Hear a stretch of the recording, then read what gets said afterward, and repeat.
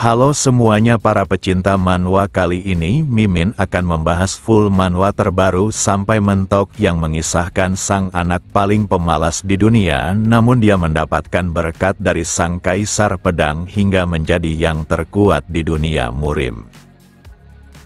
Cerita dimulai di sebuah tempat di mana sebuah sekte berada. Sosok ini adalah Master Musan, orang yang telah menjalani seluruh hidupnya di jalan Buddha, dan dia kedatangan seorang tamu yang ingin mengetahui tentang Wi Yonho. Anak di depannya membenarkan hal itu karena dia sedang mengumpulkan bahan untuk mendokumentasikan sejarahnya. Master Musan tertawa sebab semua orang mengetahui sosok itu karena Wi Yonho merupakan master bela diri yang tak tertandingi. Pria tua ini lanjut mengatakan jika Wi Yonho adalah pria yang jujur, sangat baik hati, hingga sang Buddha pasti yang mengirimnya ke dunia ini. Anak ini pun sangat bersemangat mendengarnya sebab dia telah menduga hal itu, tapi dia juga ingin mengetahui kehidupan keseharian dari sosok hebat tersebut. Hanya saja anak ini sedikit bingung saat melihat tubuh Musan bergetar seakan menahan sesuatu, bahkan dia kesulitan untuk mendeskripsikan tentang Wi Yonho. Siapa sangka Musan malah sangat murka, bahkan dia terus mencela nama Wi Yonho karena dia sudah tidak mampu menahan diri lagi dengan berkata baik tentangnya. Anak ini makin bingung dan bertanya-tanya kenapa master yang menempuh jalan Buddha mengatakan hal yang seperti itu. Kemudian anak ini malah diusir dari klan Paeng yang terletak di provinsi Hubei dengan sangat kasar. Lalu dia melanjutkan perjalanannya dengan mendatangi tempat berbeda, dan pria ini merupakan salah satu tetua tertinggi klan Paeng dan menegaskan jika nama itu tidak pantas disebut di dalam klannya. Bahkan dia memperingatkan anak itu agar tidak pernah menginjakkan kakinya lagi di dalam klannya jika tak ingin diberi pelajaran. Tak sampai di situ saja, dia juga melemparkan taburan garam kepadanya agar terhindar dari kesialan yang disebabkannya sebab mengagungkan nama Wi Yonho.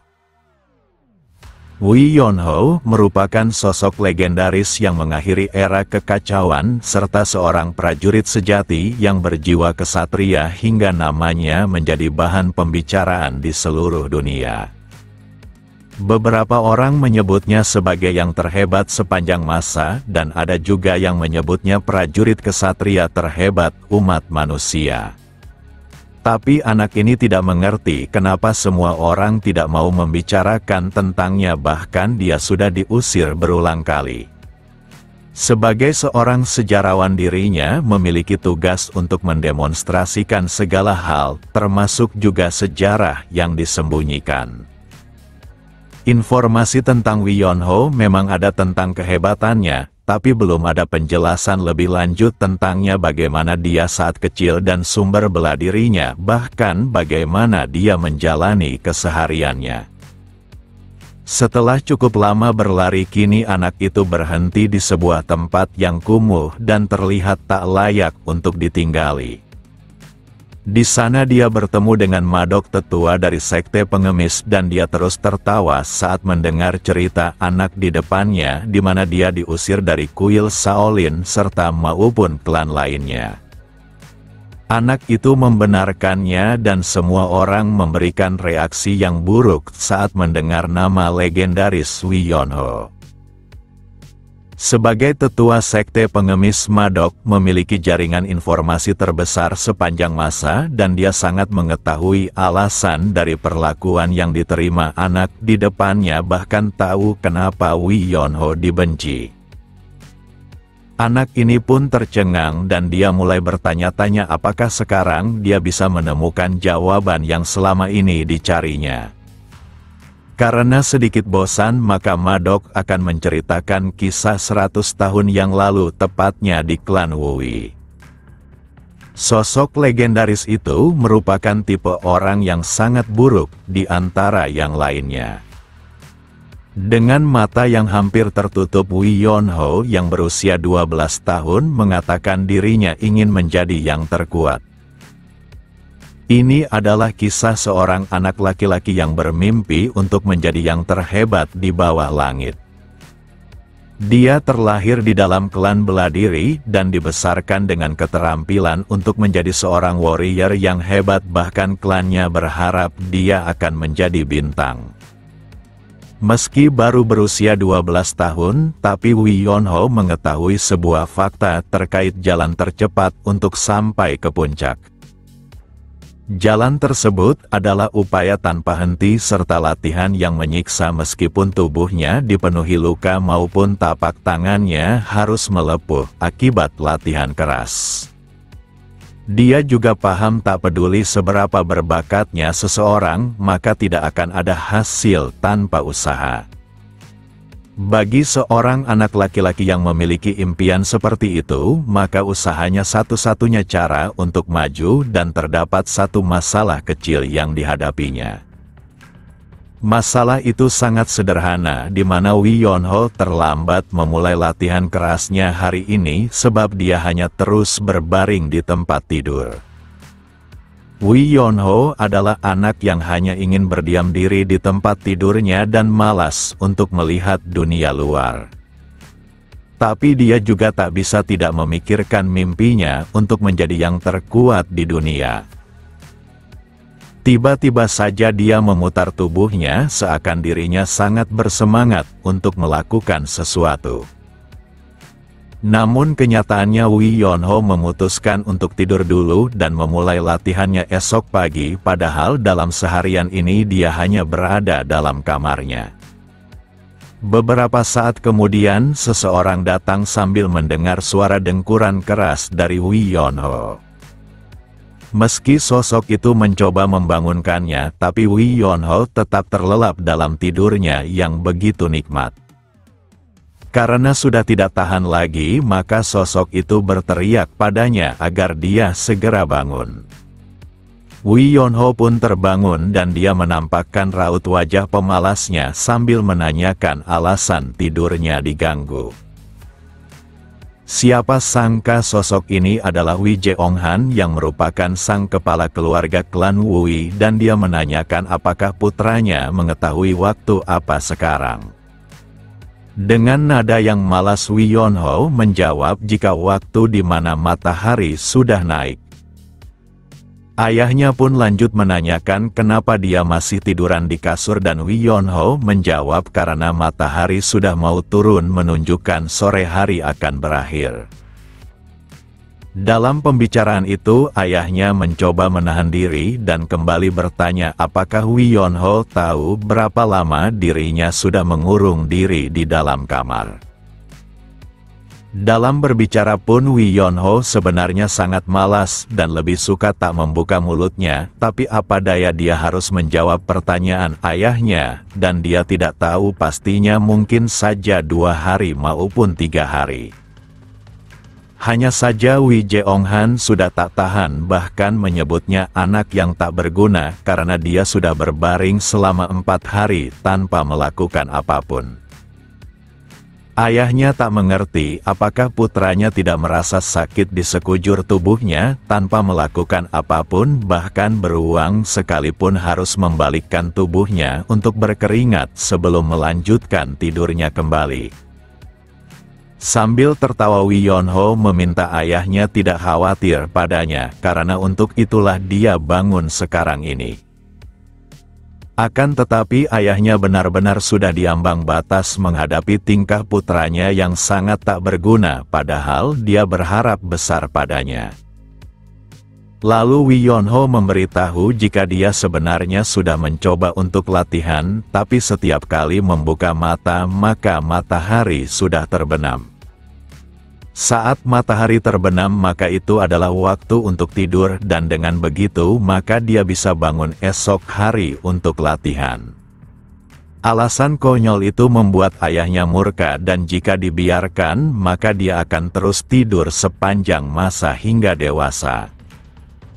Wi Yonho baru melihat ayahnya semarah ini, bahkan menyebut akan memperbaiki sikap buruknya hari ini. Wi Yonho sang pemalas pun dihajar oleh ayahnya hingga teriakan terdengar di dalam kediamannya.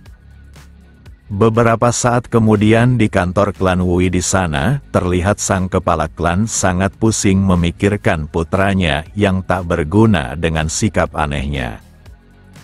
Di sela itu Joban yang merupakan kepala administrator klan Wi menanyakan apakah kepala klan lagi memikirkan tuan muda kedua.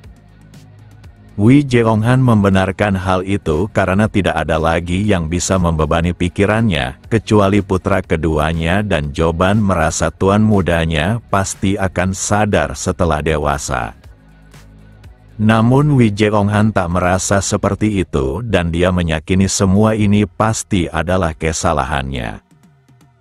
Di masa lalu kepala klan Wi melakukan perjalanan duel bela diri ketika Wi Yonho berusia 2 tahun karena dia juga merupakan sosok yang memimpikan untuk mencapai puncak. Dia meninggalkan istrinya yang sedang hamil serta 2 putra yang bernama Wi Sanho dan Wi Yonho. Saat itu dia mengira kalau perjalanannya hanya akan memakan waktu 2 tahun paling lama, akan tetapi dia menemui berbagai macam kejadian yang tak terduga. 8 tahun kemudian dia baru bisa kembali ke klannya. Meskipun dia mendapatkan julukan pendekar pedang yang gagah dan berani hingga orang-orang membicarakannya di pelosok negeri, tapi dampak yang diterimanya cukup besar.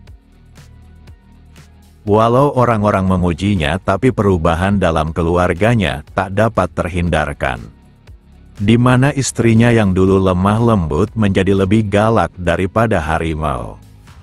Lalu putra tersayangnya yang dia kira tidak akan menjadi masalah sama sekali malah lebih mengkhawatirkan.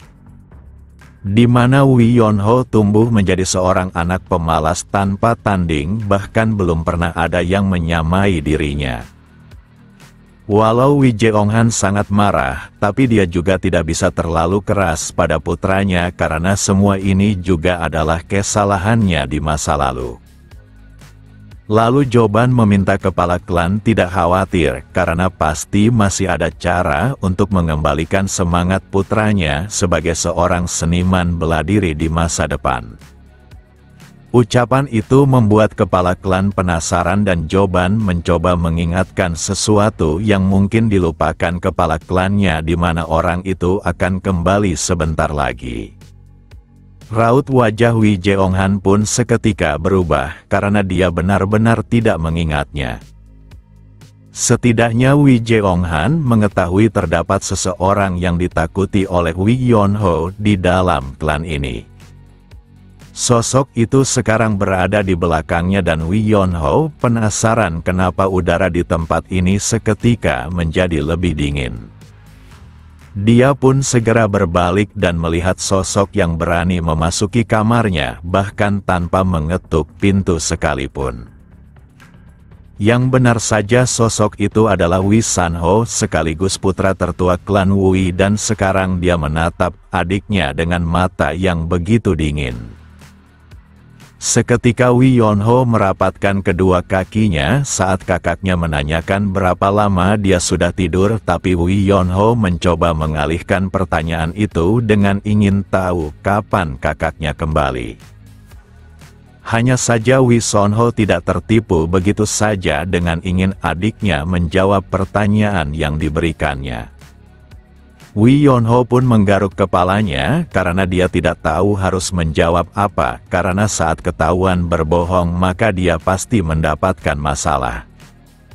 Namun tatapan tajam Wi Sonho benar-benar menakutkan baginya. Karena tidak punya pilihan, maka Wi Yonho menjawab jika semua ini tidak seperti yang dipikirkan oleh kakaknya, di mana dia sudah latihan pagi ini bahkan berlatih keras hingga membuatnya tertidur lelap sebab kelelahan. Meskipun Wi Sonho mengulangi pertanyaannya, maka Wi Yonho tetap menjawab hal yang sama menunjukkan keseriusannya. Maka dari itu Wee Son-ho memintanya untuk membelah lilin yang ada di kamar ini menjadi dua karena dia juga tak ingin menghakimi adiknya tanpa alasan yang kuat. Dia penasaran seberapa banyak perkembangan adiknya di dalam 3 tahun ini sejak kepergiannya dalam akademi. Wee Yeon-ho yang tidak memiliki pilihan segera mengambil pedangnya dan berdiri menghadap ke lilin itu. Kakaknya tidak punya banyak waktu karena dia bahkan belum menemui kepala klan dan langsung datang ke kamar adiknya, jadi Wee Yeon-ho seharusnya segera melakukannya. Dengan nada pelan Wee Yeon-ho merasa hal ini tidak seharusnya dilakukan sebab mereka berada dalam ruangan dan menggunakan teknik di tempat seperti ini cukup berbahaya. Seketika Wee Son-ho meneriakinya karena adiknya tidak perlu mengkhawatirkan hal itu sebab dia akan bertanggung jawab atas apa yang terjadi. Wee Yeon-ho benar-benar merasa sangat sial dan kenapa kakaknya harus seperti ini padanya. Karena tidak punya pilihan, maka dia mengayunkan pedangnya seakan dia adalah seseorang yang sangat percaya diri pada kemampuannya. Dengan tatapan mata sayupnya dia akan menunjukkan kemampuan hebatnya agar kakaknya segera pergi sebab dia harus lanjut tidur kembali. Dalam waktu singkat Wee Yeon-ho melesat maju dengan gaya pedang yang sangat meyakinkan. Dilihat dari manapun dia benar-benar adalah sang jenius yang pemalas dan membelah lilin seharusnya bukanlah masalah besar. Kini dia telah melewati lilin itu setelah melayangkan tebasan terbaik miliknya. Wee Yeon-ho berharap semuanya berjalan dengan lancar lagian dia sudah melakukan teknik pedang seperti yang diajarkan kakaknya di beberapa tahun silam. Namun nyatanya lilin itu tidaklah terbelah menunjukkan kegagalannya. Dengan ini maka dia sangat panik karena hidup tenangnya pasti akan segera berakhir. Meski kakaknya sangat menakutkan baginya, tapi Wee Son-ho memiliki karakter yang layaknya pemimpin yang pantas dan dia tak menyangka sudah 3 tahun usai tapi adiknya belum menguasai teknik pedang yang seharusnya. Bahkan dia langsung pergi sambil menambahkan jika adiknya memang tak berguna bahkan lebih buruk ketimbang 3 tahun yang lalu. Beralih ke malam hari di mana kepala klan serta anggota keluarga intinya sedang menikmati makan malam. Walau ini hanyalah makan malam tapi Wee Yeon-ho memiliki firasat jika dirinya pasti akan mendapatkan masalah. Saat ayahnya menanyakan bagaimana kehidupan akademik kakaknya maka Wee Son-ho menjawab jika semuanya baik-baik saja tanpa masalah. Meski begitu dia tidak memungkiri terdapat beberapa kesulitan, tapi semua itu hal yang pantas diterimanya sebagai seorang murid demi berkembang yang perlu dilakukannya hanyalah mengatasinya. Ayahnya benar-benar meminta maaf sebab dia tidak memilikinya waktu luang yang banyak bahkan putra pertamanya pergi ke dalam akademi tanpa dirinya. Namun Wee Son-ho tidak berpikiran seperti itu malahan menganggap ayahnya lah yang kesulitan hingga harus pergi begitu lama untuk kembali. Tapi di antara semua masalah yang dihadapinya terdapat sesuatu yang benar-benar berat dan mengganggu pikirannya. Baik ibunya dan ayahnya terkejut mendengar itu dan mereka sangat penasaran. Yang benar saja masalah yang dimaksud Wee Son-ho adalah tentang adiknya sendiri. Wee Yeon-ho yang mendengar itu mulai panik karena sesuatu pasti akan menimpanya. Tanpa pikir panjang Wee Son-ho mengungkapkan pendapatnya jika adiknya sebaiknya dimasukkan ke dalam akademi bela diri. Ucapan itu seperti malapetaka bagi Wee Yeon-ho dan ini adalah kemungkinan terburuk dari segalanya.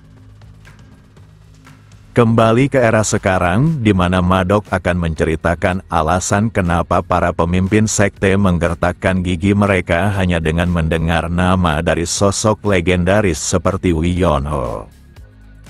Dalam cerita ini sejarah besar akan dimulai di mana sang pemalas sejati menunjukkan taringnya di dunia murim.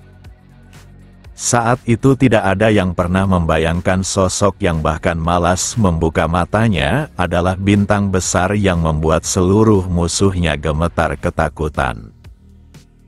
Berkat masukan dari Wi Sonho, maka Wi Yonho tidak punya pilihan selain mengikuti keinginan tersebut dan dia pun meninggalkan klannya dengan menaiki kuda, tapi Wi Yonho masih saja sangat malas, bahkan dia sulit menjaga keseimbangannya karena ingin berbaring saja. Sambil meneteskan air mata karena ngantuk, dia menyarankan kakaknya berhenti agar mereka istirahat terlebih dahulu sebelum berangkat, padahal langkah kaki kuda bisa dihitung sebab baru keluar dari klan. Hari ini merupakan hari terburuk dalam hidupnya karena Wi Yonho terpaksa meninggalkan klannya untuk pergi ke Akademi Bela Diri. Meski begitu, adik perempuannya menangisi kepergiannya karena tak ingin kakaknya meninggalkannya. Hanya ayahnya yang terus tertawa mengantarkan kepergiannya dengan harapan putranya kembali sebagai pria sejati yang dapat membanggakan keluarganya. Untuk pertama kalinya Wi Yonho berteriak sambil meminta adiknya tidak menangis sebab dia pasti akan kembali dan hal itu dilakukannya untuk menghiburnya. Sementara itu ibunya meminta ayahnya untuk berhenti tertawa karena suasana hatinya saat ini sedang buruk. Setelah berada dalam hutan, situasinya dalam kondisi yang aman tanpa masalah sedikit pun.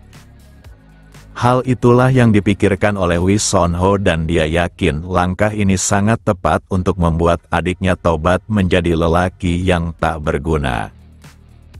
Hanya saja bagi Wi Yonho ini sangatlah buruk, bahkan dia terus tiduran di atas kudanya.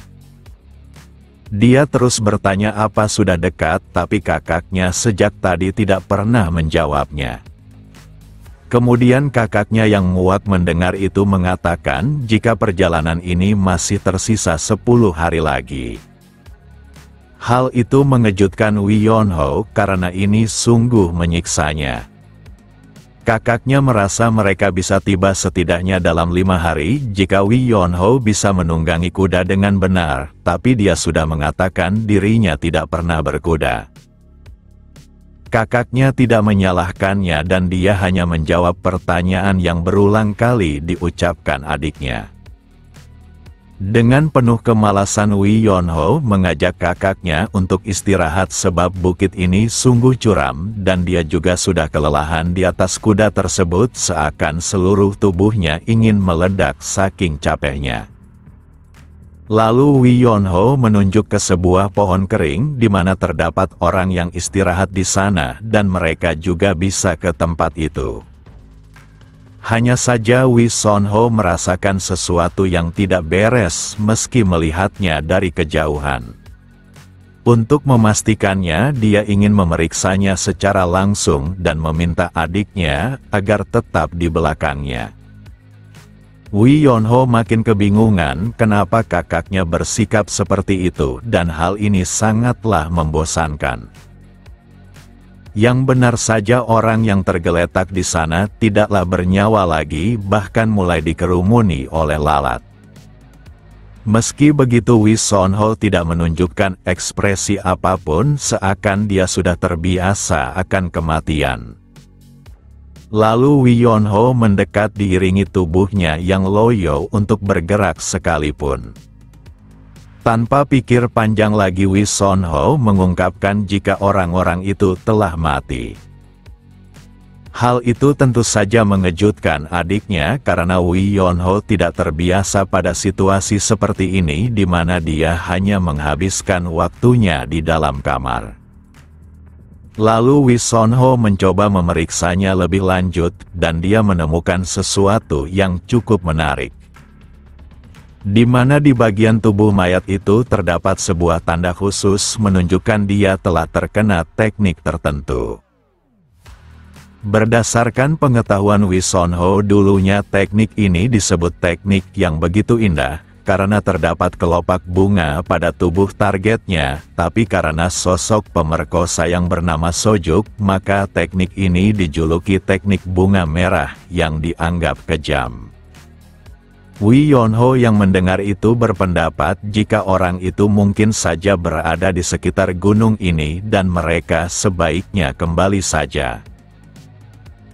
Perlakuan yang begitu bengis ini membuat Wi Sonho murka, karena Sojuk pastinya mencari wanita yang mendaki gunung lalu menangkapnya, dan bekas teknik itu menunjukkan dia mengincar seorang gadis dan menghabisi para pengawalnya. Mayat itu walau sudah dikerumuni lalat, tapi belum lama mati, dan terdapat kemungkinan wanita itu masih hidup dan sedang melarikan diri maupun bersembunyi di dalam gunung. Maka dari itu dia harus memastikannya, karena dia tidak boleh membiarkan gadis itu tertangkap, dan dia meminta adiknya untuk istirahat sambil menunggunya. Dalam waktu singkat Wi Sonho melesat begitu cepat meninggalkan adik kecilnya yang tak pernah melihat dunia luar. Wi Yonho berteriak dengan penuh kesal, sebab kakaknya sangat tega meninggalkannya bersama beberapa mayat jelek ini. Walau dia berusaha memanggil kakaknya kembali, tapi dirinya benar-benar diabaikan begitu saja. Karena tak ada gunanya berteriak lagi, maka dia pun berhenti karena hal itu hanya akan membuatnya kelelahan. Sebab situasinya sungguh tak terduga, maka dia harus tetap bertahan dan dia mulai mengamati di sekitarnya.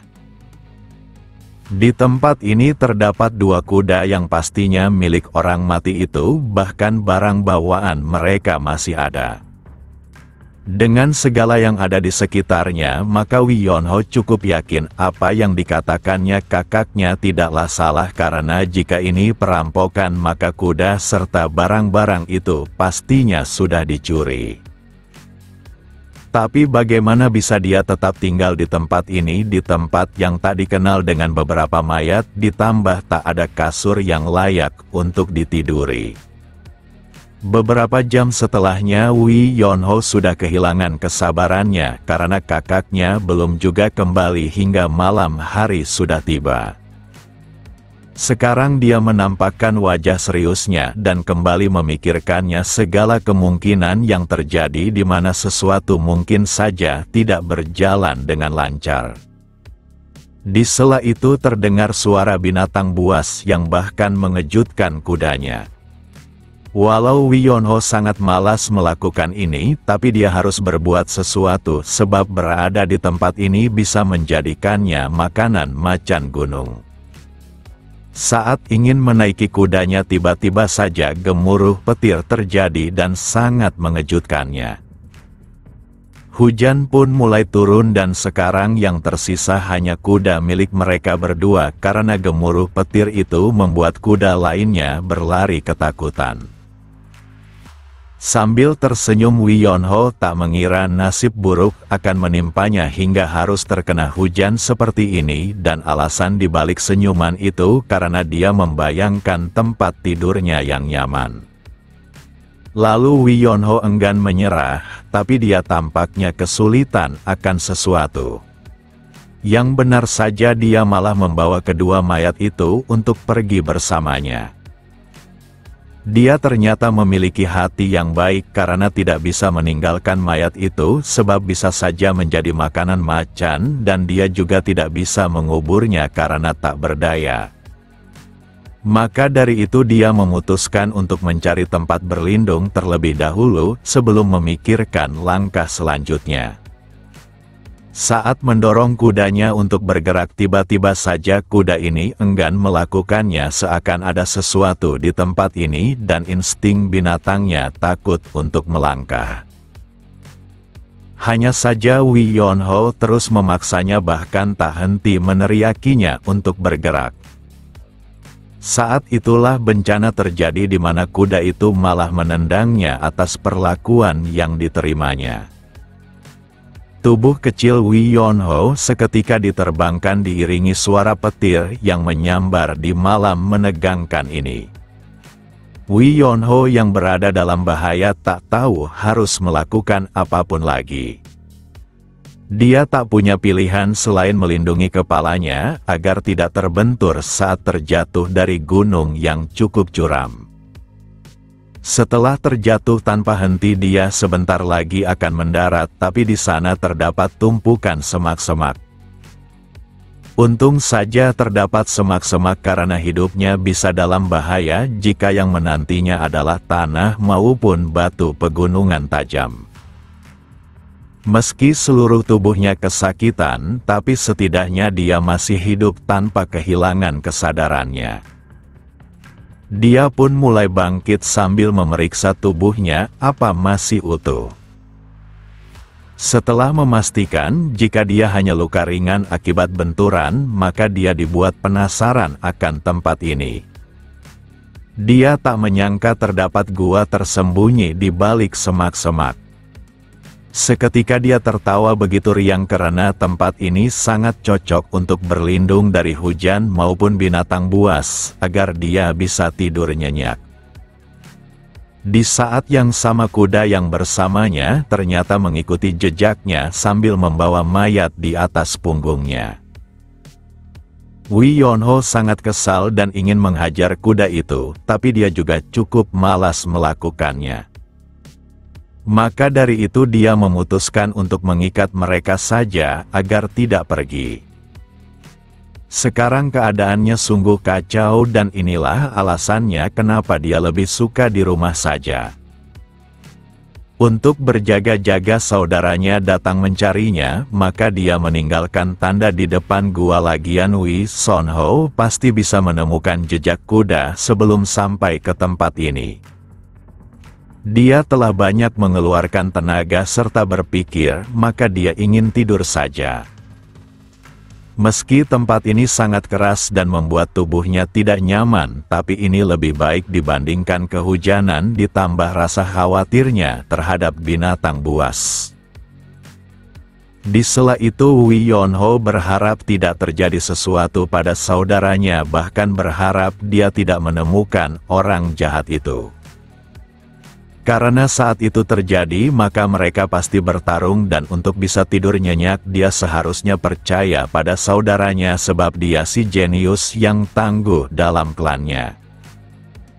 Beberapa saat kemudian Wi Yonho tertidur pulas diiringi ikatan kudanya yang telah terlepas.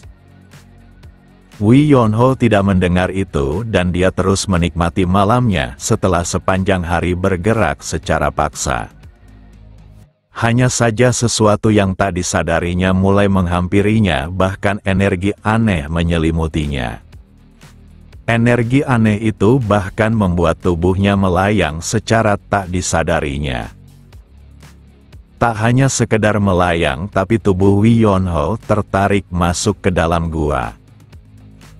Meski keadaannya seperti ini, tapi dia benar-benar tidak merasakan apapun. Hal yang lebih mencengangkan lagi adalah tubuhnya yang menabrak dinding gua, tapi dia tidaklah terluka, bahkan tubuhnya perlahan masuk ke sana. Beberapa jam setelahnya Wi Yonho membuka kedua matanya dan dia mulai kebingungan. Dia yakin tempat ini bukan tempat sebelumnya, bahkan udaranya pun sangat aneh. Wi Yonho terus bertanya-tanya di mana dia sekarang dan apakah sesuatu terjadi saat lelap dalam tidurnya. Yang masuk akal di pikirannya saat ini adalah kenyataan dia masuk lebih dalam sebab tergelincir saat tertidur. Namun semua itu berubah menjadi menegangkan saat dia mendengar sebuah suara yang menyebutnya bagian dari manusia yang ditakdirkan untuk bertemu dengannya. Saking terkejutnya Wi Yonho bahkan terjatuh karena melihat adanya cahaya aneh. Cahaya itu tampak samar, tapi terdengar suara jika Wi Yonho merupakan pewaris dari seni bela dirinya. Wi Yonho sang pemalas penasaran kenapa sebuah cahaya bisa berbicara dan apakah dia sedang bermimpi saat ini. Kemudian cahaya itu menjawabnya jika dia adalah sosok yang telah melampaui batas-batas makhluk fisik dan sekarang sedang berbicara padanya melalui ruang dan waktu. Maka dari itu dia meminta anak muda di depannya untuk menerima kehendaknya dan menguasai dunia. Hanya saja Wi Yonho malah berteriak dengan menyebutnya hantu yang menyeramkan. Tapi cahaya itu memintanya tidak takut dan mencoba menjelaskan jika dia sudah mati dan sekarang hanya tersisa kehendaknya.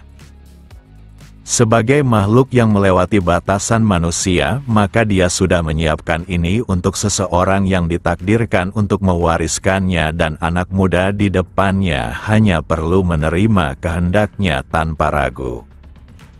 Setelah memikirkannya dengan cepat, maka Wi Yonho tersenyum sebab dia merasa situasi ini sangat menguntungkannya. Gua ini merupakan tempat tanpa kehadiran manusia dan hanya ada kehendak seorang pria tua yang aneh. Dia seketika sangat bersemangat karena ini benar-benar sesuatu yang ditakdirkan untuknya. Baginya surga telah memberinya hadiah atas kebaikannya dengan tidak membiarkan dua mayat itu dimakan binatang buas, dan dia juga tidak perlu ke aula latihan bela diri, bahkan bisa menjadi kuat di tempat ini. Dia sungguh percaya diri akan mewarisi kehendak pria tua aneh di depannya, bahkan dia bersedia membenarkan moral dunia seperti yang diinginkannya.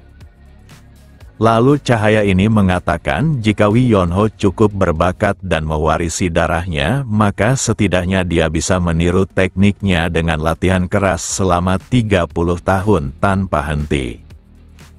Ucapan yang sangat menakutkan itu membuat Wi Yonho kehilangan tawanya karena dia tak ingin menghabiskan waktunya selama 30 tahun.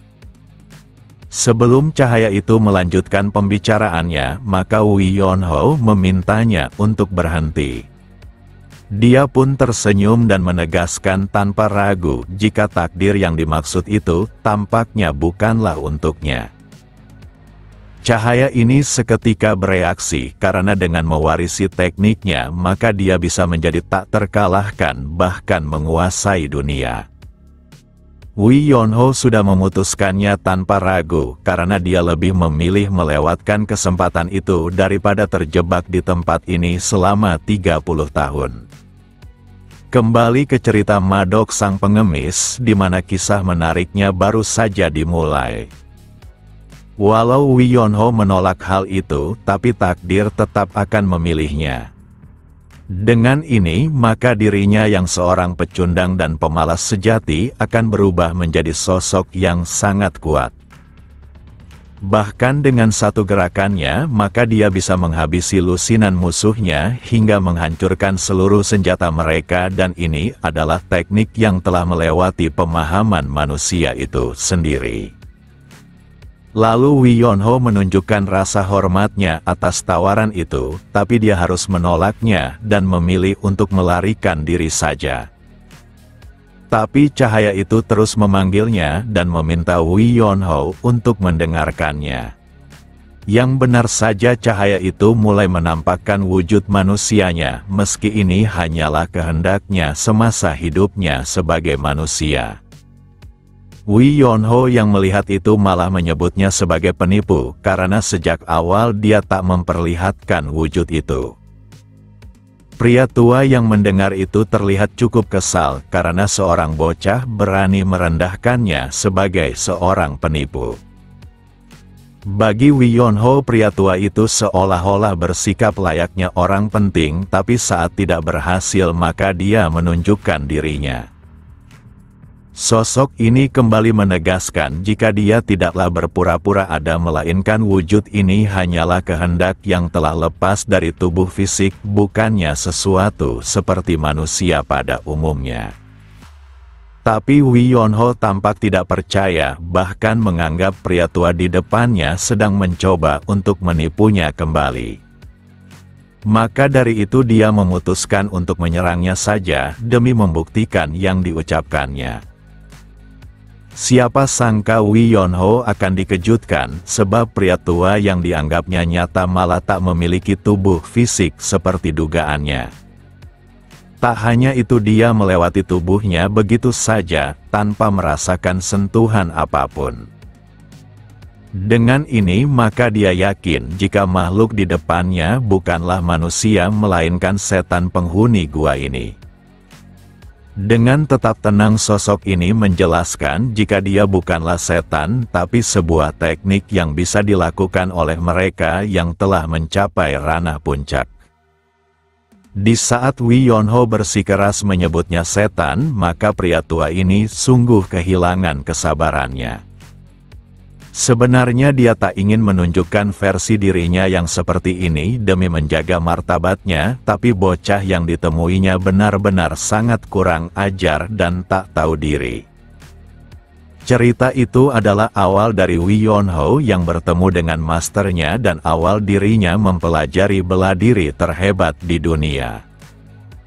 Lalu anak di depan Madok menanyakan apakah teknik seperti itu benar-benar nyata. Madok membenarkan hal itu karena teknik tersebut hanya bisa dilakukan oleh seniman bela diri yang telah mencapai ranah puncak. Anak ini mencoba memahaminya, tapi dia penasaran siapa sosok yang bisa menggunakan teknik seperti itu. Madok mengucapkan dengan serius sambil menanyakan apakah anak muda di depannya pernah mendengar tentang sang kaisar pedang legendaris. Anak ini tentu saja pernah mendengarnya, apalagi dia adalah seorang sejarawan dan sosok itu dirumorkan sebagai orang yang terhebat dalam sejarah. Bahkan namanya akan selalu abadi dalam sejarah dunia bela diri yang takkan termakan oleh zaman. Madok tertawa dan membenarkan semua itu jika Baek Muhan sang kaisar pedang nyatanya merupakan master dari Wi Yonho sang tak terkalahkan. Hanya saja anak ini sulit percaya dikarenakan Baek Muhan adalah master puncak yang hidup di 300 tahun silam. Madok tidak memungkiri itu, tapi nyatanya dia bertemu dengan Wi Yonho dan di kalangan master puncak terdapat sesuatu yang sulit dipahami manusia pada umumnya, bahkan di antara mereka bisa disandingkan dengan dewa itu sendiri. Anak ini tak hentinya terkejut akan cerita saking menakjubkan dan dia yakin jika Wi Yonho pastinya meminta dijadikan murid setelah mengetahui fakta tersebut.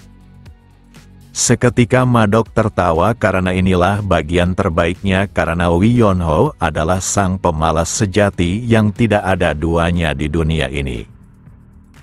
Selama hidupnya hingga dia mati dan waktu berjalan selama ratusan tahun sang kaisar pedang tidak pernah mewariskan tekniknya dan dia harus mengambil murid bahkan memaksa Wi Yonho untuk mewarisinya. Akan tetapi Wi Yonho tak mengerti kenapa Pak Tua itu sangat marah, lagian dia bukan berasal dari klan Baek dan dia juga tidak tertarik belajar bela diri hingga selama itu. Baek Muhan benar-benar kehilangan harga dirinya sebagai sosok yang disandingkan dengan dewa dan dia takkan membiarkan Wi Yonho untuk kabur. Yang benar saja dengan gerakan tangannya dia memindahkan batu besar hingga menutup jalan keluar. Wi Yonho yang menyaksikan itu mulai khawatir karena dia mendapatkan masalah lainnya. Sudah ratusan tahun Baek Muhan tidak pernah bertemu dengan manusia manapun dan dia sungguh puas melakukan hal ini, ditambah batu itu setebal 3 meter hingga sangat mustahil seorang bocah dapat menembusnya. Lalu dia mendekat sambil menggoda bocah di depannya jika dia bersedia menjadi muridnya, maka memotong batu seperti itu dapat dilakukan layaknya sebuah kertas. Wi Yonho merasa tidak punya pilihan dan dia takkan menyerah begitu saja. Baek Muhan tak mengerti apa yang coba dilakukannya, tapi sangatlah mustahil bisa menghancurkan batu tebal tersebut. Yang benar saja Wi Yonho tidak berniat menebasnya, karena dia juga menyadari kemampuannya, tapi mencoba melakukan sesuatu yang berbeda. Sang Kaisar Pedang pun mempertanyakan pemandangan konyol yang ada di depannya. Tanpa ragu Wi Yonho memberitahu jika dia hanya perlu menggali gua ini dan melewati batu besar itu. Meski sangat keras tapi sebuah batu pastinya bisa dihancurkan sedikit demi sedikit dengan mengikisnya menggunakan pedang yang terbuat dari besi terbaik, dan jika terus melakukannya maka dia bisa berhasil setidaknya selama 1 tahun maupun 2 tahun. Baik Muhan penasaran apakah bocah seperti Wi Yonho benar-benar akan terus melakukan ini selama 2 tahun. Sambil tertawa Wi Yonho tak menyangka ucapan itu keluar dari mulut orang yang menyuruhnya berlatih selama 30 tahun. Baik Muhan benar-benar murka, tapi dia bisa melakukan apapun karena tubuh mereka berdua tidak bisa melakukan kontak fisik. Maka dari itu dia mencoba menggodanya dengan berbagai macam cara, bahkan dia harus melembutkan ucapannya, tapi Wi Yonho sungguh tidak tertarik. Lalu Baik Muhan mengerti dan dia akan mengurangi latihan mereka selama 20 tahun saja. Tapi Wi Yonho seakan mempermainkannya dengan mengatakan jika waktu itu terlalu lama dan dia mungkin akan mempertimbangkannya jika hanya 3 tahun. Ucapan itu tentu saja membuat Sang Kaisar Pedang mendidih sebab bela dirinya bukanlah sesuatu yang bisa dikuasai dalam waktu 3 tahun, bahkan seorang jenius pun takkan bisa. Bagi Wi Yonho dia tidak masalah dengan itu, dan hal tersebut berarti mereka berdua tidak ditakdirkan memiliki hubungan murid dan guru. Dikarenakan tak ada yang perlu dibicarakan, maka dia akan lanjut menggali sebab dia telah membuang waktu berharganya demi percakapan yang tak berguna. Kesabaran Sang Kaisar Pedang benar-benar sudah di ujung tanduk dan dia tak menyangka akan diperlakukan seperti ini, padahal dulunya semua orang bersedia menjadi muridnya, bahkan memohon padanya, tapi dia menolaknya. Tapi dia juga tidak bisa melakukan apapun sebab Wi Yonho adalah manusia pertama dalam ratusan tahun yang datang ke gua ini, dan dia berjanji akan menjadikannya sebagai yang terkuat di dunia dalam waktu 5 tahun. Pernyataan itu membuat Wi Yonho mulai berpikir, karena mulai menganggap menjadi yang terkuat di dunia di waktu 5 tahun mungkin saja tidaklah terlalu buruk. Lagian dia juga belum pernah mendengar adanya manusia yang bisa menjaga kehendaknya seperti itu meskipun tubuh fisiknya sudah mati.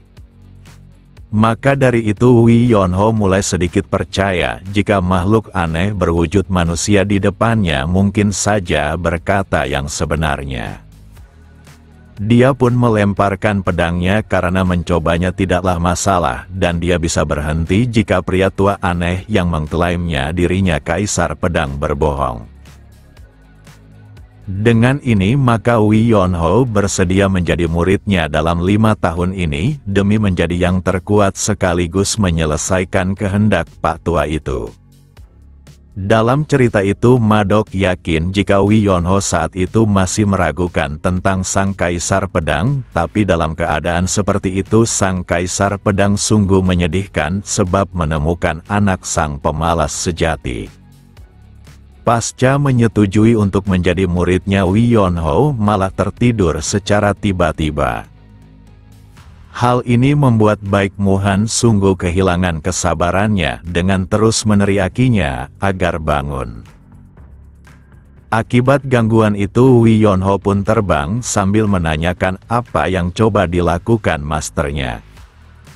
Dia mencoba menjelaskan jika manusia membutuhkan waktu untuk tidur tidak seperti dirinya yang sudah mati.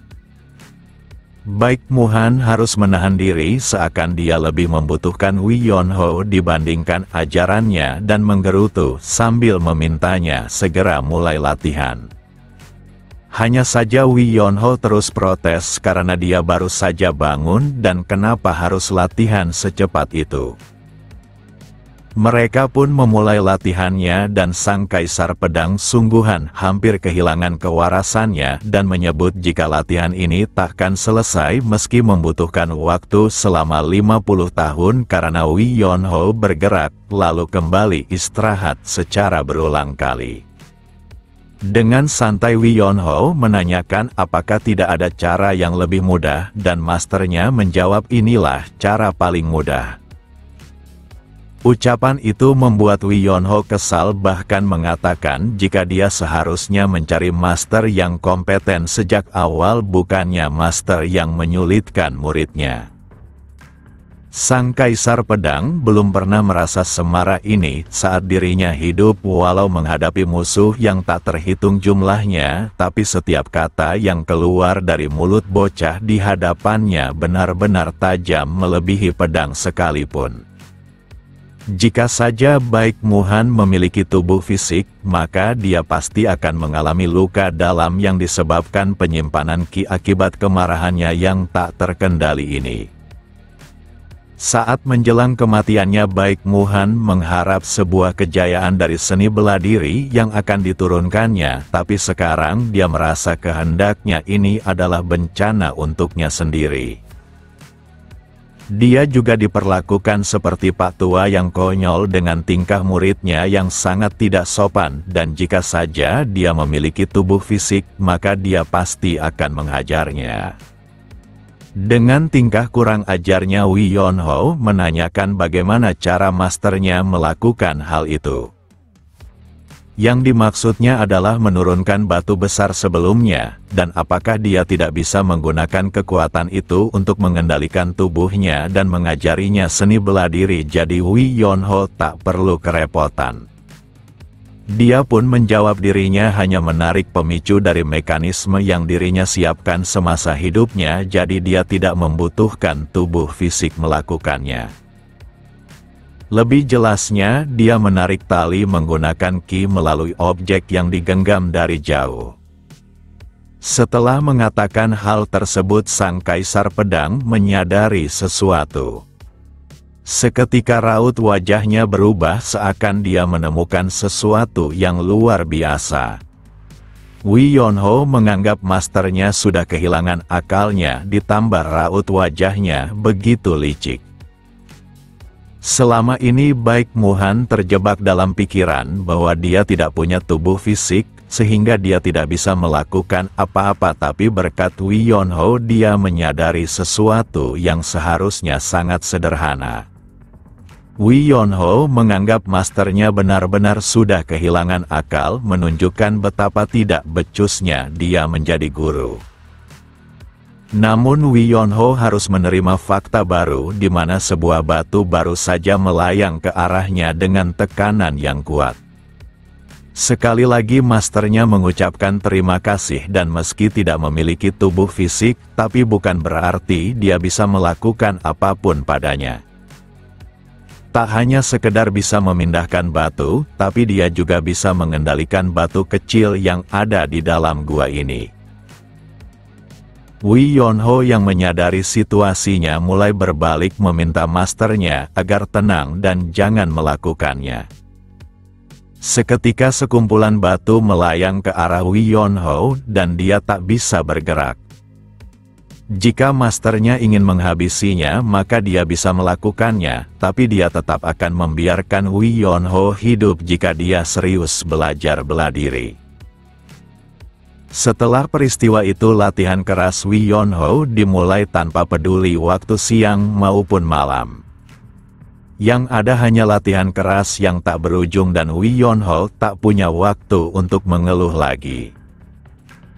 Sebagai seorang pemalas, maka jalan tercepat untuk mengakhiri situasi ini adalah menyelesaikan bela diri yang akan diwariskan masternya. Saat Wi Yonho tertidur, maka masternya menggunakan tekniknya untuk masuk ke dalam mimpinya demi melatihnya. Tiap malam Wi Yonho bermimpi buruk akan latihan keras itu, menandakan dia tidak pernah berhenti latihan sedikit pun. Kemudian hasil latihannya sudah terlihat di mana masternya melayangkan beberapa batu dan Wi Yonho mengatasinya tanpa menoleh. Sang kaisar pedang yang melihat itu tersenyum layaknya seorang kakek tua yang bahagia melihat perkembangan cucunya. Begitulah 5 tahun yang tidak terasa dengan latihan tanpa henti usai dan sekarang Wi Yonho bisa mengangkat batu besar dalam gua menggunakan tangannya sendiri. Untuk waktu yang cukup lama tubuhnya akhirnya terkena sinar matahari. Sekarang dia telah siap untuk melihat dunia luar dan akan mengguncangkan segalanya. Kembali ke sehari sebelumnya, di mana masternya membangunkannya dan Wi Yonho memohon agar diberi waktu 5 menit lagi. Hanya saja masternya mendesaknya dan Wi Yonho sungguh kelelahan, padahal dia pasti akan menurut setelah 5 menit itu usai. Tapi Wi Yonho merasakan ada sesuatu pada masternya. Di sana masternya sedang duduk dengan tenang tanpa marah sedikit pun padanya sambil memanggilnya mendekat. Lalu masternya mengatakan jika dia telah memberikan seluruh hidupnya kepada seni bela diri dan satu-satunya keinginannya adalah untuk mencapai puncak sesungguhnya. Jadi dia tidak pernah memikirkan hal lain, bahkan obsesinya terhadap bela diri membuatnya diusir dari klannya sendiri. Wi Yonho yang mendengar itu tak mengerti kenapa masternya bersikap tak seperti biasanya. Dengan senyuman yang menyimpan kesedihan, sang kaisar pedang memahami alasan kenapa keluarganya tidak pernah datang untuk mencarinya. Dia telah mengabaikan anak-anaknya serta keluarganya di altar seni bela diri. Dirinya sungguh percaya bahwa begitu mencapai puncak, maka semuanya pasti akan menyusul. Tapi dirinya salah karena seni bela diri ada sebab dipraktekkan oleh manusia dan dia telah meninggalkan jalan manusia hanya untuk mengejar ujung belatinya, dan untuk apa ujung belati tersebut. Melihat kemalasan yang ditunjukkan oleh Wi Yonho membuatnya menyadari jalan hidupnya selama ini telah salah meski dia dijuluki sebagai sang kaisar pedang.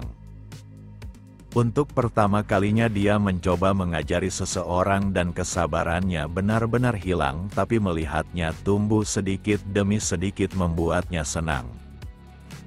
Sekarang dia mengetahuinya, artinya kebahagiaan sekaligus paham rasanya peduli terhadap seseorang. Butuh ratusan tahun untuk merasakan semua itu dan ini adalah momen terbaik dalam kehidupannya meski hanya sebatas sebuah kehendak. Lalu Wi Yonho bertanya kenapa masternya mengatakan semua itu seakan mereka takkan pernah bertemu lagi. Sambil tertawa masternya membenarkan hal itu karena waktunya telah tiba. Siapa sangka Wi Yonho akan emosi karena lawakan masternya sungguh tidak menyenangkan. Dengan luapan emosi Wi Yonho mengatakan bukankah masternya menyuruhnya berlatih selama 30 tahun dan ini baru 5 tahun, jadi mereka masih memiliki 25 tahun yang tersisa. Sang kaisar pedang tidak memungkiri itu, tapi terdapat sesuatu yang berjalan seperti yang direncanakannya karena Wi Yonho terpaksa menjadi muridnya dan terkurung di tempat ini. Maka dari itu dia memberinya pil kehidupan yang merupakan inti dari kehendaknya demi membuatnya bertahan tanpa makanan. Walau hal itu sederhana dan mudah dilakukan, tapi sekarang kekuatannya sudah kering dan inilah saatnya untuk berpisah. Wi Yonho sungguh tak terima dan jika saja masternya mengatakan itu sejak awal maka dia akan keluar mencari makanan dan pasti akan kembali berlatih dengannya. Tapi masternya meragukan itu dan bisa saja Wi Yonho benar-benar akan meninggalkan gua ini karena dia adalah sang pemalas sejati. Meski dia murid yang menjengkelkan tapi sang kaisar pedang tidak menyesalinya, bahkan untuk pertama kalinya dia benar-benar merasa hidup dan berharap dapat melihatnya menjelajahi dunia luar. Dengan kedua matanya dia yakin Wi Yonho akan mencapai puncak di luar sana dan akan membuat sejarahnya sendiri dengan jalan pilihannya. Sebagai master yang telah hidup ratusan tahun, maka dia tidak ingin Wi Yonho mengulangi kesalahan yang sama dengannya.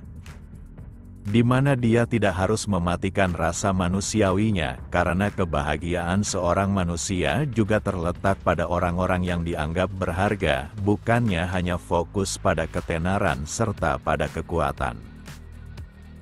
Walau di dunia sudah melupakan dirinya sebagai pak tua dari masa lalu, tapi dia tidaklah keberatan sekarang ini.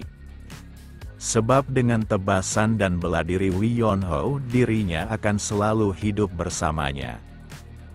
Dia akan terus hidup di dalam jiwanya dan hal itu sudah lebih dari cukup untuk akhir yang baik untuknya. Di sela pembicaraan itu masternya mulai menghilang secara perlahan. Wi Yonho yang melihat itu memohon agar masternya memberikan waktu setidaknya 1 hari lagi karena dia belum pernah memperlakukannya dengan baik. Dia benar-benar sangat emosional dan dada Wi Yonho mulai terasa sesak. Namun semua itu percuma sebab masternya telah menghilang untuk selamanya. Wi Yonho menangisi kepergiannya dan jika masternya memberitahunya lebih awal maka dia pasti menghabiskan waktu itu layaknya murid dan guru yang saling menyayangi. Siapa sangka raut wajah Wi Yonho tiba-tiba saja berubah saat melihat pesan terakhir yang ditinggalkan oleh masternya. Raut wajah kesedihan telah berubah menjadi marah karena masternya telah menulis sesuatu yang akan membuatnya tersiksa lagi. Wi Yonho terus berteriak kenapa masternya tidak pergi dengan tenang saja. Dalam jubah Wi Yonho telah tertulis sebuah pesan yang teramat penting sekaligus berbahaya. Di mana seni bela diri yang telah dipelajarinya itu sebenarnya belum sempurna, karena tahu Wi Yonho akan berhenti berlatih maka sang kaisar pedang menanamkan sebuah mekanisme di dalam tubuhnya. Inti kehidupan yang diberikannya pada Wi Yonho memungkinkannya untuk berkembang dengan sendirinya, tanpa berlatih tapi secara teknis menjadi kuat tanpa usaha apapun akan memiliki dampak tersendiri. Jika Wi Yonho tidak menguatkan tubuhnya untuk menampung kekuatan itu, maka kekuatan dalam dirinya akan merusak seluruh tubuhnya hingga meledak yang berarti kematian. Secara singkat Wi Yonho tidak boleh bermalas-malasan dan dia harus terus bertarung dan mengasah kemampuan fisiknya serta memiliki pengalaman yang cukup. Walau terdengar berbahaya, tapi sang kaisar pedang sebenarnya tak ingin membiarkan Wi Yonho menghabiskan waktunya di pojokan dunia dengan bermalas-malasan dan dia harus menjelajahi dunia hingga namanya menjadi besar dan tak terkalahkan di dunia ini. Tak sampai di situ saja masternya bahkan memberitahunya kemana dia harus pergi karena di sana dia akan mendapatkan sesuatu. Tadinya Wi Yonho ingin langsung pulang saja dan menghabiskan waktunya di kamarnya, tapi rencananya telah berubah. Lalu dia memberikan rasa hormatnya kepada masternya karena bertemu dengannya adalah takdir yang menyenangkan walau menyebalkan. Dia juga berharap masternya tidak pernah menunggunya karena itulah penghormatan terakhirnya sebab dia malas untuk kembali ke tempat ini. Setelah Wi Yonho pergi tiba-tiba saja energi milik masternya mulai berkumpul kembali. Siapa sangka Pak Tua ini masih belum menghilang, bahkan dia terus tertawa karena berhasil menjahili muridnya. Dia harus melakukan semua ini agar Wi Yonho tidak membusuk dalam kemalasan karena dengan kekuatan hebat seperti itu dia seharusnya tidak menyia-nyiakannya. Walau Wi Yonho pemalas tapi sang kaisar pedang melihatnya sebagai bakat terjenius yang pernah ditemuinya karena hanya 5 tahun saja dia berhasil menguasai bela dirinya. Sang kaisar pedang tidak memungkiri rasa senang serta bahagianya bersama Wi Yonho. Sekarang legenda baru akan terlahir dan Wi Yonho telah siap mengguncangkan dunia di bawah kakinya. Di sana Wi Yonho mulai berjalan di bawah matahari dengan kaki telanjangnya, tanpa alas kaki. Tak hanya itu, kondisi tubuhnya tampak begitu menyedihkan sebab selama ini dia tidak pernah makan sekalipun dan hanya mengonsumsi ki kehidupan yang diberikan oleh masternya. Tempat pertama yang ditujunya adalah sekte pengemis dan dia bertemu ketua cabang di tempat itu. Sosok ini adalah Jail, kepala cabang wilayah ini, dan dia tak menyangka akan kedatangan pria dengan tampang layaknya mayat hidup, bahkan wujudnya lebih menyedihkan dari para pengemis itu sendiri. Wi Yonho pun mengungkapkan niatnya di mana dia memiliki beberapa pertanyaan sebab sekte pengemis dikenal orang-orang yang menyediakan informasi dan sebelum menjawabnya maka Jail menanyakan apakah dia memiliki uang. Meski pria di depannya lebih menyedihkan dari anggota sektenya, tapi informasi takkan bisa diberikan secara gratis. Jail juga dapat mendengar suaranya masih muda, tapi wajahnya terlihat seperti umur 50 tahun dan Jail juga sudah melihat berbagai jenis pengemis, tapi dia sungguh paling menyedihkan. Lalu Jail menegaskan jika mereka mungkin saja satu profesi, tapi bisnis tetaplah bisnis dan semuanya harus berjalan sebagaimana mestinya. Hanya saja Wi Yonho cukup keberatan disebut pengemis karena dia tidaklah seperti itu meskipun kondisi tubuhnya seperti ini. Jail tetap keras kepala karena dia takkan membantunya jika tak memiliki uang dan sebagai sesama pengemis dia sebaiknya segera bekerja. Dia juga menambahkan bukan hanya pengemis saja yang mengemis, karena begitu dia mendapatkan sesuatu maka dia akan menjadi pengemis dan sebagai pengemis senior maka dia yakin tampang Wi Yonho sangat memungkinkannya bergelimang uang. Walau Wi Yonho enggan melakukannya, tapi Jail terus memaksanya demi membayar harga dari informasi yang diinginkannya. Beberapa saat kemudian Wi Yonho benar-benar melakukannya dan dia telah mendapatkan uang yang cukup banyak. Walau hanya uang receh tapi jumlahnya sangatlah banyak dan ini sesuatu yang tak pernah diperoleh oleh pengemis manapun. Saat melihat uang koin maka tubuh Jail tak hentinya bergetar saking terkejutnya. Baginya ini adalah penghasilan terbesar yang pernah dilihat dan ini setara dengan penghasilan 6 bulan dalam grupnya.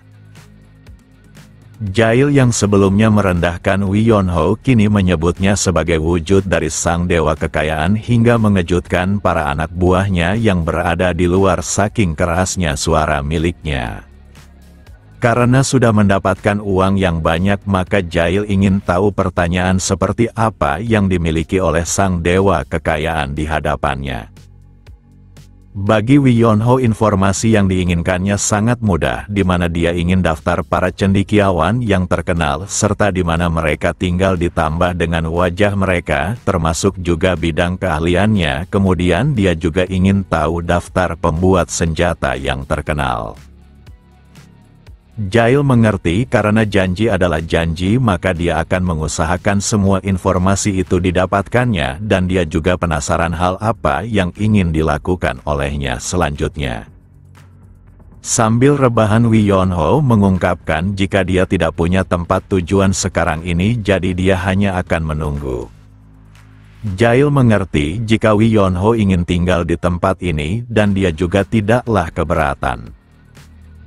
Namun tak butuh waktu lama Jail menyesali keputusannya di mana di hari berikutnya anggotanya berlari dengan panik karena terdapat sesuatu yang gawat. Jail pun menanyakan kenapa anak buahnya seperti itu, dan mereka jika seperti ini terus maka seluruh pengemis di wilayah ini akan kelaparan. Beralih ke kota di mana orang-orang tampak begitu marah dan menyuruh para pengemis yang merupakan anggota Jail untuk meninggalkan kota ini. Jail pun ikut berlari untuk memastikan peristiwa yang dialami oleh bawahannya. Saat tiba dia sungguh terkejut dan ini adalah malapetaka untuknya. Para masyarakat menyebut anggota Jail hanyalah berandal yang berpura-pura menjadi pengemis dan jika mereka bersikeras maka setidaknya mereka melakukannya dengan benar.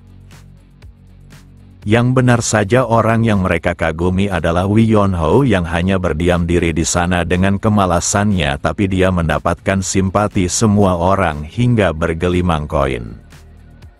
Mereka bahkan menyuruhnya untuk makan karena dia seperti hantu di siang hari.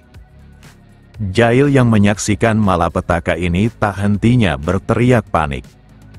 Wi Yonho tak menyangka jika mencari uang segampang ini padahal dia hanya perlu duduk saja tanpa melakukan apapun. Kembali ke dalam markas para pengemis di mana Wi Yonho terlihat sangat bosan dan juga sangat kehausan.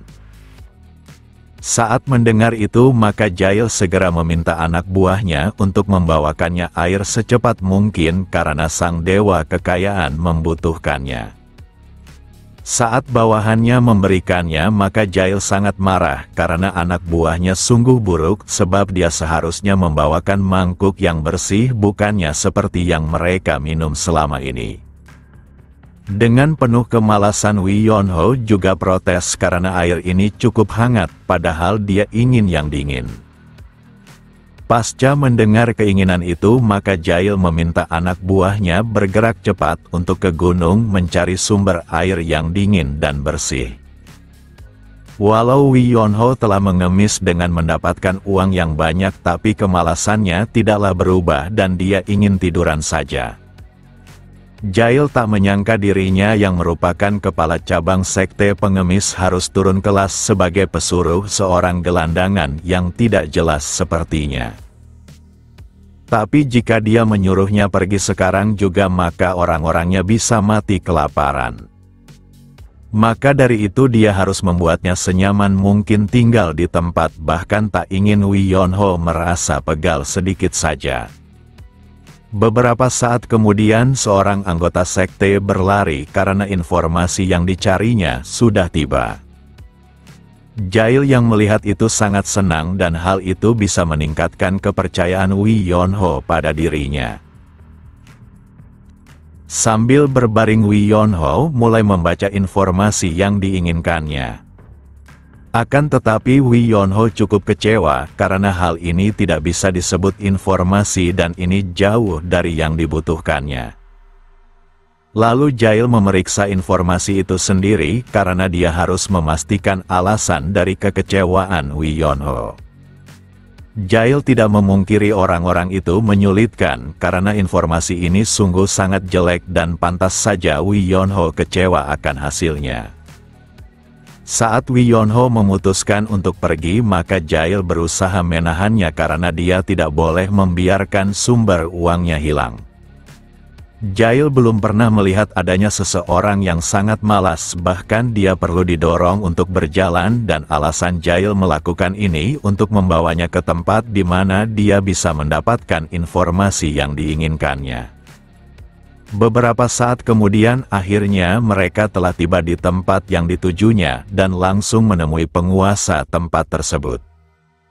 Gadis ini tak menyangka sang serigala licik seperti Jail mau muncul tanpa mengirim orang-orangnya. Gadis ini adalah Nang Nan, kepala cabang perantara klan Hao dengan sekte pengemis. Wi Yonho yang mendengar itu tak menyangka Jail memiliki julukan seperti itu padahal dia terlihat tidak terlalu berguna. Dia sulit menahan tawanya sebab julukan itu terdengar konyol, padahal dia hanyalah pengemis. Meski Wi Yonho terus mentertawakannya tapi Jail mengabaikannya dan langsung mengungkapkan alasan kedatangannya untuk mendapatkan informasi. Nang Nan baru pertama kali mendengar kepala cabang sekte pengemis datang kepada klan Hao untuk mencari informasi padahal kedua kubu adalah musuh bebuyutan. Jail tidak terlalu membenarkan hal itu sebab bukannya dia yang menginginkan informasi melainkan dirinya hanya membawa seorang klien. Hanya saja Ningnan sungguh tak bisa mempercayainya, bahkan menganggap cara Jail untuk berbohong sungguh sangat buruk. Bagaimana tidak, klien yang dimaksudnya bahkan sangat mencolok dengan tubuh layaknya pengemis yang paling menyedihkan. Dengan ini maka Ningnan menganggap sekte pengemis mencoba untuk memprovokasinya dan dia langsung menegaskan takkan menjual informasi apapun kepada sekte pengemis. Karena situasinya sudah tak berjalan lancar, maka Wi Yonho ikut campur dan menegaskan jika dia bukanlah bagian dari sekte pengemis. Tapi Ningnan malah berbalik karena dia tak ingin dipermainkan sambil mengingatkan jika klan Hao juga mempunyai martabat yang harus dijaga. Namun Wi Yonho mengatakan sesuatu yang membuat gadis ini menghentikan langkahnya. Wi Yonho mendengar jika klan Hao merupakan agensi intelijen profesional, tapi dia bahkan tak tahu apakah dirinya bagian dari sekte pengemis maupun tidak, dan rumor tentang mereka ternyata hanyalah rumor konyol yang dilebihkan. Ningnan yang mendengar itu ditambah dengan raut wajah dari Wi Yonho yang memuakkan membuatnya serasa kehilangan kesabaran. Kemudian Ningnan menanyakan kepada orang-orang yang sedang bersembunyi terkait siapa orang yang ada di depannya. Hanya saja intelijen tidak mengetahuinya, tapi mereka yakin Wi Yonho bukanlah bagian dari sekte pengemis sebab mereka mengetahui seluruh orang yang ada di wilayah ini. Hal ini membuat Ningnan sangat kesal, tapi dia juga tidak bisa membantah Wi Yonho yang terus merendahkannya. Sambil tersenyum licik, Wi Yonho merasa perdagangan informasi mereka sebaiknya kembali dilanjutkan. Tapi Ningnan tertawa sambil menahan amarahnya dan dia tak ingin menjual informasi apapun karena terlanjur kesal padanya. Walau ucapan itu seakan mengusir mereka, tapi Wi Yonho tetap mencoba membuka matanya karena dia sungguh sangat malas, bahkan terpaksa menggerakkan mulutnya saking malasnya dengan mengatakan klan Hao sungguh menyedihkan. Jika ketua cabangnya memiliki temperamen yang seperti itu dengan tidak sangat profesional, maka klan Hao pasti akan mengalami keruntuhan. Gadis ini seketika meminta Wi Yonho berhenti berbicara jika dia masih sayang pada nyawanya. Meski begitu Wi Yonho enggan menurut sebab yang dikatakannya adalah sebuah kenyataan yang setidaknya akan terjadi di masa depan. Urat leher dan wajah Ningnan sudah berada di puncaknya saat Wi Yonho memanggilnya dengan sebutan Nona pemarah, dan panggilan Nona itu seakan mereka berdua saling kenal saja. Tapi Wi Yonho tetap bersikap santai sebab dia tidak tahu apa yang membuat gadis itu sangat marah, padahal dia mengatakan sesuai yang terlihat. Karena situasi ini sungguh memuakkan, maka Ningnan memerintahkan salah satu asasinnya menghajar pria kurus yang menyedihkan itu. Seketika sebuah kilat melesat begitu cepat menunjukkan jika asasin itu memiliki kecepatan di luar nalar. Dengan kekuatan ini maka dia akan menyelesaikan perintah nonanya tanpa hambatan. Jail yang melihat sumber uangnya dalam bahaya berusaha melindungi Wi Yonho sambil meminta Ningnan untuk menghentikan serangan ini. Akan tetapi Wi Yonho yang sebelumnya sangat malas membuka mata sekalipun kini tampak serius dan meminta Jail untuk minggir saja karena dia menghalanginya. Yang benar saja Wi Yonho menyambut asasin yang datang ke arahnya dengan satu gerakan jarinya yang membuat asasin itu dipaksa untuk tunduk. Walau hanya menggunakan serangan biasa tanpa ki, tapi pukulan itu bahkan mampu menghancurkan lantai yang keras. Ningnan yang menyaksikan itu tercengang karena ini sudah di luar perkiraannya. Tak hanya dia, tapi Jail juga tak pernah menduga dirinya ternyata membawa seorang seniman bela diri. Kini perut Wi Yonho yang sebelumnya tersembunyi tampak begitu jelas, dan meskipun tubuhnya sangat kurus dan kering, tapi jika dilihat seperti ini maka dia bukanlah si kurus biasa. Kemudian Wi Yonho meminta maaf karena dia sebenarnya tak ingin melakukan ini sebab dia sungguh malas bertarung. Hanya saja jika ada orang yang ingin menghabisinya maka dia harus mengikuti instingnya dan seandainya orang itu memberitahu dia akan menyerang maka Wi Yonho mungkin saja bisa menahan dirinya. Jail masih terkejut karena tak hanya jago mengemis, tapi Wi Yonho juga seorang seniman bela diri yang hebat hingga mampu mengalahkan asasin tersembunyi dalam klan Hao dalam satu serangan saja. Sementara itu Wi Yonho masih bersikap santai tanpa menunjukkan aura permusuhan maupun keberatan atas penyerangan yang diterimanya karena dia sungguh tak menganggap itu sebagai sebuah ancaman yang dapat membahayakan nyawanya. Setelah itu sikap Ningnan seketika berubah dan langsung memberikan rasa hormatnya karena dia sungguh tak tahu dirinya seorang master. Namun Wi Yonho kembali mengejeknya sebab mereka sudah mengobrol sejak tadi tapi tidak bisa menyadarinya hal sederhana. Disebabkan situasi ini sungguh tak terduga, maka Ningnan memiliki firasat yang kurang baik.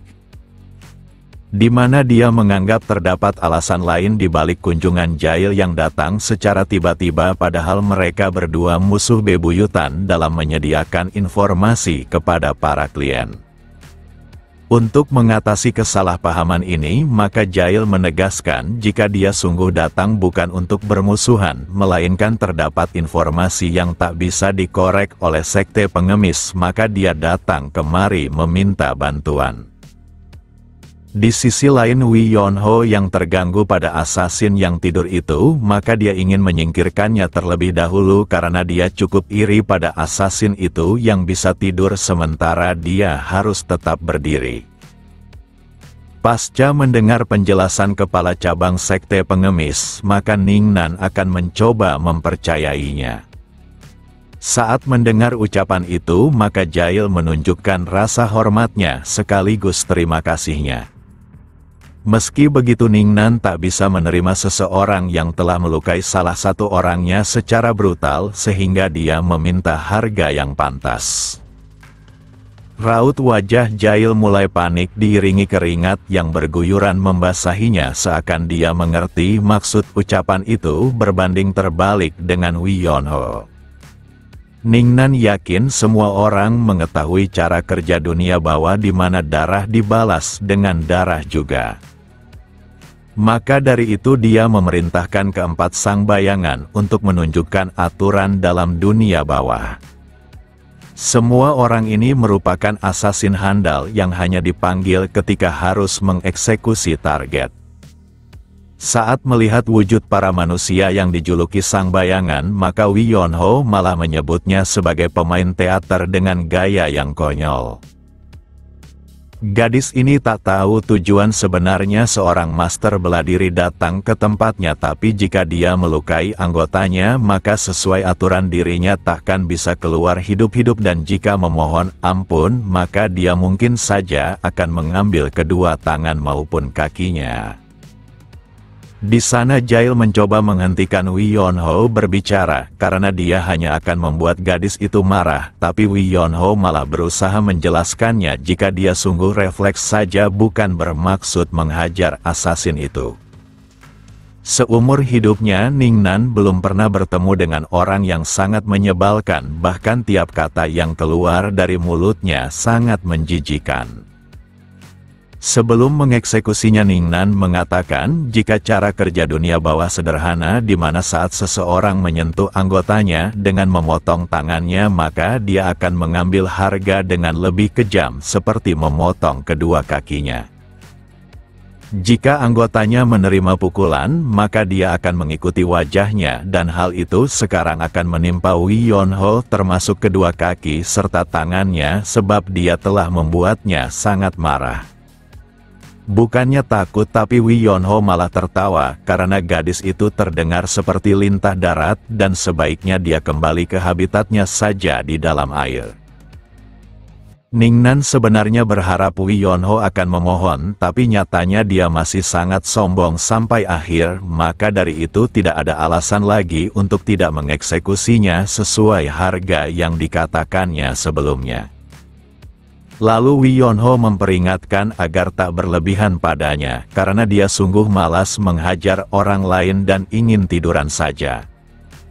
Sebenarnya wajahnya kurus kering sebab gaya makannya sungguh tidak baik selama beberapa tahun ini. Ningnan sudah kehilangan kesabaran karena orang yang bahkan tak pahami nasib yang akan menimpanya masih bisa mempermainkannya. Maka dari itu dia akan mengubah harga dari yang sebelumnya menjadi kematiannya.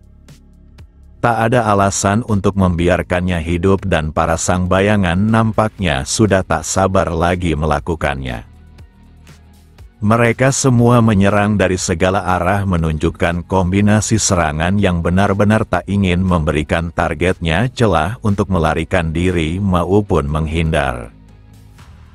Wi Yonho benar-benar sungguh terganggu sekarang ini padahal sebelumnya mereka hanya menginginkan wajahnya sesuai harga saat memukul anggota klan Hao. Keempat orang ini akan mengincar kedua tangan dan kaki dalam satu serangan lalu menguliti wajahnya kemudian menghabisinya. Wi Yonho tak menyangka harga yang harus dibayarnya sangat mahal, dan karena inilah dia tak ingin keluar dari rumah tapi takdir sudah berkata lain. Dalam waktu singkat para keempat bayangan terkena serangan yang bahkan tak dapat dilihatnya. Mereka hanya merasakan rasa sakit dengan anggota tubuh yang seakan dihantam oleh sesuatu yang begitu keras tapi cepat. Ini adalah sesuatu yang tak pernah mereka rasakan sebelumnya, walau menghadapi pertarungan dalam berbagai misi dalam klan Hao. Tak hanya itu, sumber malapetaka yang mereka terima, bahkan bersikap santai dengan menggaruk kepalanya, seakan menganggap keempat asasin handal itu hanyalah sebuah kutu kecil. Gadis ini seketika berteriak akan apa yang dilihatnya saking tak percayanya. Bagaimana tidak asasin elitnya dikalahkan begitu saja dengan diterbangkan sekaligus di udara, dan Wi Yonho memperingatkan agar dirinya tidak diganggu lebih jauh dari ini. Dia sebenarnya sangat membenci bertarung dan menghabisi seseorang, tapi jika terpaksa maka dia takkan menyisakan musuhnya hingga ke akarnya serta siapapun yang terlibat menunjukkan klan Hao akan dimusnahkannya. Serangan yang dilancarkannya sangat kuat bagi para keempat asasin bayangan ini, bahkan lantai arena hancur begitu saja. Untuk kesekian kalinya Jail terkejut menyaksikan kekuatan tersebut karena ini di luar apa yang pernah dipikirkannya. Tak hanya dia tapi Ningnan pun serasa tak percaya dan dia tak mengerti bagaimana seseorang memiliki energi yang begitu kuat padahal dia memiliki tubuh kering yang bahkan kesulitan berjalan. Saat Wi Yonho dalam latihannya, masternya telah memberitahu jika Wi Yonho tidak boleh meninggalkan jejak penyesalan pada musuhnya, yang berarti dia harus menghabisinya tanpa jejak hingga ke akarnya. Sebenarnya Wi Yonho tidak menyukai ucapan itu, tapi jika tak punya pilihan maka dia harus melenyapkan musuhnya seperti yang dikatakan masternya. Kini Ningnan yakin dirinya telah memilih lawan yang salah dan orang di depannya bukanlah sekedar master bela diri biasa. Dia juga memahami dirinya telah membuat kesalahan, tapi dia harus bersikap tenang karena seluruh klan Hao bisa saja musnah hari ini. Maka dari itu dia menanyakan hal apa sebenarnya yang diinginkan oleh Wi Yonho datang ke tempat ini. Wi Yonho kembali membuat emosi saat dia mengatakan jika dirinya sejak tadi hanya ingin mendapatkan informasi. Lalu Jail menunjukkan dokumen yang sudah dibawanya, di mana Ningnan hanya perlu mengisi informasi yang kurang. Saat melihat informasi itu Ningnan paham kenapa Jail membawa monster bersamanya, karena dia tak bisa menyelesaikan informasi yang dibutuhkannya. Ningnan pun memutuskan untuk memenuhi permintaan itu, tapi dia perlu beberapa waktu mengumpulkan informasi tersebut dan apakah Wi Yonho bisa menunggu setidaknya selama 1 hari.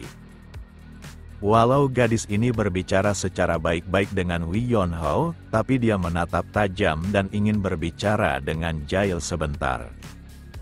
Jail yang mendengar permintaan itu memiliki firasat buruk, tapi dia tak punya pilihan selain melakukannya.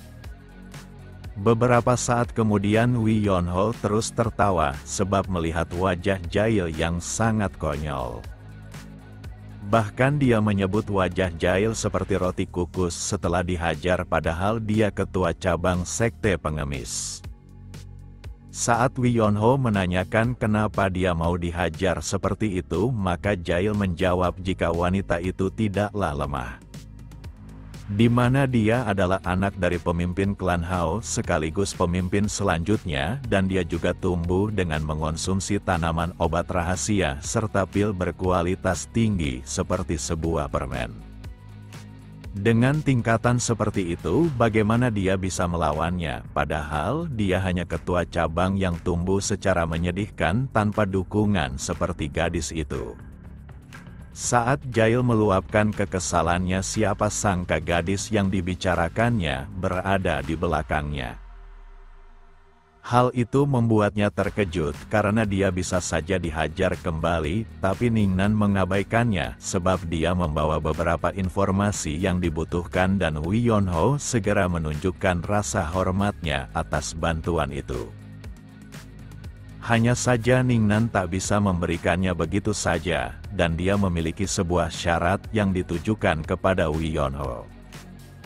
Seketika Jail berbisik jika yang dimaksud oleh gadis itu adalah biaya informasi dan Wi Yonho langsung menanyakan berapa banyak uang yang harus dibayarnya. Saat gadis itu menyebut 5 koin, maka Wi Yonho segera menyerahkan uangnya karena biaya itu cukup murah baginya. Hanya saja Jail meluruskan kesalahpahaman ini, di mana yang dimaksudnya adalah 5 perak silver dan Wi Yonho yang mendengar itu terkejut karena biaya itu sangat mahal. Karena informasi itu berisi informasi rahasia jadi harganya sedikit lebih tinggi, jadi harga itu sudah sangat pantas, bahkan Ningnan telah memberikan diskon. Setelah mendengar itu, maka Wi Yonho segera berdiri, karena dia tidak ingin membuang waktunya lagi dan Ningnan yang melihat tingkah itu terkejut pada orang tak hanya berwujud aneh, tapi sikapnya juga sangat membingungkan. Tanpa basa-basi lagi Wi Yonho mengatakan jika dia akan pergi mencari uang demi mendapatkan informasi itu. Lalu Jail berusaha menghentikannya, bahkan dia harus menariknya, tapi kekuatan fisik Wi Yonho jauh lebih kuat hingga menyeret tubuh Jail. Alasan Jail melakukan ini karena uang tidak selamanya bisa menyelesaikan masalah dan segala sesuatu bisa menggantikan uang sesuai yang dibutuhkan oleh penyedia informasi. Tapi untuk saat ini Jail akan berkorban di mana dia telah membawa perak yang dibutuhkan karena uang itu juga sesuatu yang dikumpulkan saat Wi Yonho mengemis. Dia melakukan ini demi mendapatkan hati Wi Yonho, karena dia adalah sumber penghasilannya saat ini. Saat Wi Yonho membaca informasi itu, dia terkesan karena klan Hao dapat mengumpulkannya sampai ke bagian terkecilnya berbanding terbalik dengan sekte pengemis. Sebagai tambahan, Wi Yonho juga ingin mengirim sebuah surat ke klan Wui yang berada di Guangdong. Ningnan mengerti, tapi harganya lebih mahal dibandingkan pengiriman normal, tapi dia bisa membayarnya dengan menjawab pertanyaannya. Tanpa pikir panjang lagi Ningnan menanyakan nama aslinya serta umurnya dan saat mendengar usianya maka Jail sangat terkejut karena Wi Yonho baru berusia 17 tahun bahkan jauh lebih muda darinya. Meski Wi Yonho mengatakan semuanya tanpa ragu, tapi Ningnan sulit percaya anak muda seumuran itu memancarkan aura yang sangat kuat saat bertarung. Lalu Ningnan terdiam untuk sesaat karena dia adalah pengumpul informasi dan seharusnya hampir mengetahui segala informasi yang ada. Dia pun tak bisa menahan rasa terkejutnya karena nama itu serta nama klan tersebut adalah sesuatu yang tidaklah asing. Ningnan mengingat jika keluarga klan Wui yang ada di Guandong bahkan meminta pertolongan pada klannya untuk menemukan tuan muda mereka yang hilang. Tak hanya itu, Jail juga pernah mendengar tentang anak kedua keluarga klan Wui hilang yang berarti Wei Yonho, adik dari Wei Sonho. Dia yang mendengar itu cukup terkesan karena Jail bahkan mengetahui tentang saudaranya. Ningnan akan mengirim surat dan membutuhkan waktu setidaknya 10 hari dan Wei Yonho tidak keberatan, bahkan dia telah menunggu selama 5 tahun, jadi beberapa hari saja bukanlah masalah. Kemudian Ningnan memberikan sebuah kain warna merah yang menunjukkan sebuah simbol. Di mana kain merah adalah tanda bahwa Wei Yonho merupakan seorang VIP klan Hao dan jika mengikat kain itu di tempat tinggalnya maka salah satu agennya akan datang tanpa dia mendatangi markasnya. Semua itu dilakukannya karena seorang anak 17 tahun baru saja mengalahkan asasin handal dalam klannya, jadi dia memberikannya perlakuan khusus demi menjaga hubungan baik mereka.